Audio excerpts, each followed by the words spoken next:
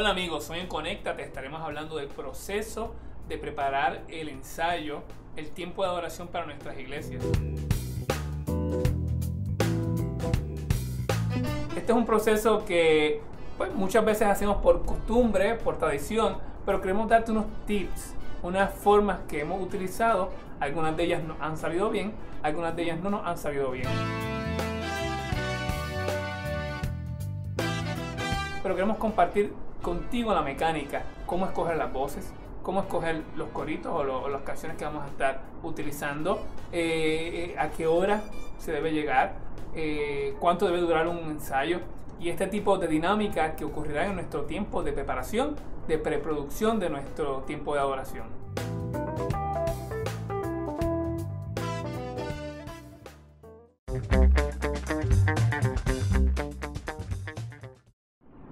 Bueno, Gamaliel, la primera pregunta va para ti.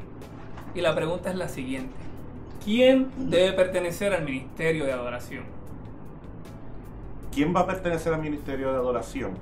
Depende mucho de la visión de la iglesia, del compromiso, de la línea de pensamiento. Sin embargo, hay unos aspectos generales que cada iglesia debe considerar.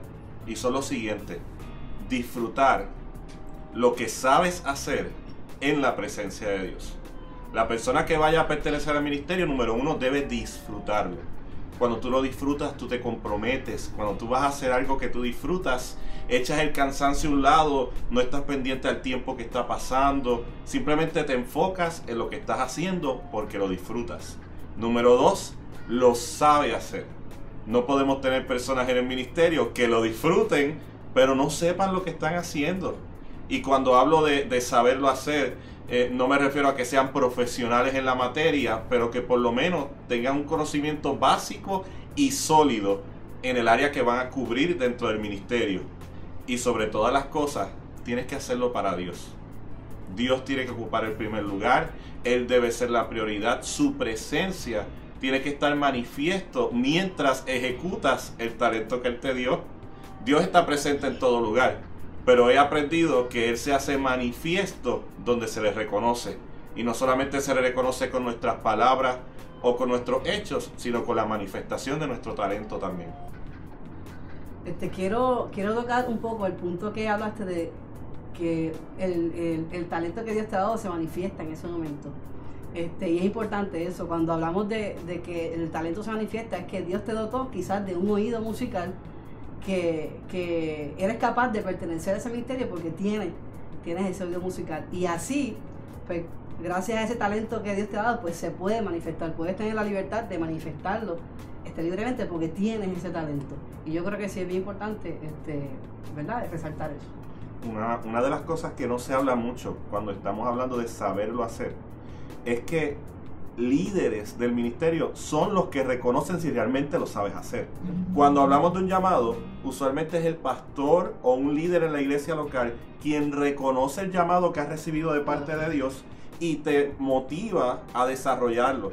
De la misma manera, dentro del ministerio de adoración, debe ser un líder del ministerio quien certifique, por decirlo de una manera, o quien compruebe si realmente lo sabes hacer o no. Caleb, el líder de Ministerio de Adoración, él puede profundizar más en esta área, pero hay muchas personas que llegan con todo este pensamiento e idea de que lo saben hacer, pero no es hasta que un líder del ministerio diga, entiendo que lo sabes hacer, que realmente estás autorizado en la iglesia y en el ministerio para ejecutarlo. Claro, una cosa te lleva a la otra porque tú puedes disfrutarlo y saberlo hacer, pero no estar llamado a hacerlo. Claro. También. Igual que tú puedes estar llamado a hacerlo, entre comillas, disfrutarlo, pero simplemente no es agradable a la gente. Tocando ese punto, me llama la atención que cuando Dios dio las instrucciones del tabernáculo, específicamente cuando tocaba el aspecto de los levitas, claramente la Biblia dice que eran entendidos en música. O sea, cuando nosotros hablamos de una persona entendida en música, una persona que hasta cierto punto tiene un poquito de educación y es una persona que sabe música. Exacto, el problema más grande de nuestras iglesias es que tenemos gente que son fieles y eso es válido, tenemos gente que están ahí desde el principio y eso es válido, pero quizás el ministerio llega a un momento, un nivel de crecimiento donde es necesario que esa gente pase otra etapa. Y no quiero meterme en estas aguas profundas porque es que ¿por qué será que soy, verdad? Me encanta esta agua. Pero quizás que puedan tener un corazón más pastoral, que puedan tener un corazón a otro nivel, porque ya hay gente quizás con un poco más de conocimiento, un poco más de educación, que definitivamente van a hacer que se escuche mejor el ministerio de oración. Es que ahí hay dos puntos bien interesantes. Me llevan a mí a dos puntos. El primero es que el ministerio no es estático. O sea, si en esta etapa de tu vida Dios te ha llamado a ser parte del ministerio de adoración, gloria a Dios. Pero yo quiero decirte hoy que no vas a estar toda tu vida necesariamente en el ministerio de adoración. Hay etapas ministeriales en la vida de las personas. Y número dos, saberlo hacer te lleva a crecer en esa área ministerial. Si yo sé hacer algo hoy, pero no me educo, no crezco en lo que estoy haciendo, va a llegar el momento en el que no lo sé hacer.